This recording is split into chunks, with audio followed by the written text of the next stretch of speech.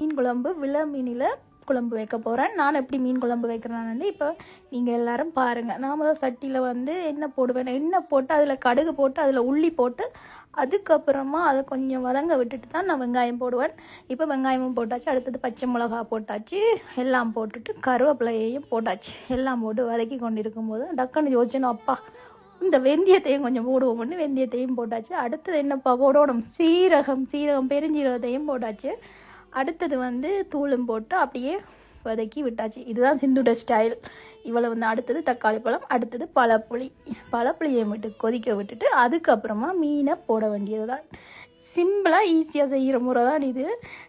இப்போ மீனை வந்து கழுவி எடுத்து போட்டுக்கொண்டிருக்கேன் வில மீன் குழம்பு.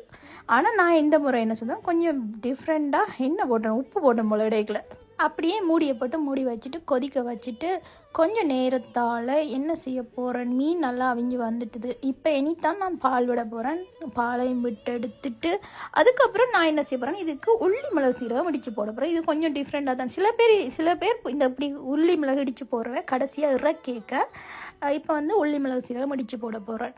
இப்படி வந்து கறி நீங்களும் வச்சுருக்கிறீங்களான்னு கமெண்ட் பண்ணுங்கள். நான் இப்படி சில நேரம் வைக்கிறேன். நான் இந்த வீடியோ உங்களுக்கு பிடிச்சிருக்குமென்னு நான் நம்புகிறேன். இப்போ உங்களிடமிருந்து விடைபெறும் உங்கள் அன்பிற்குரிய சிந்து. நன்றி, வணக்கம்.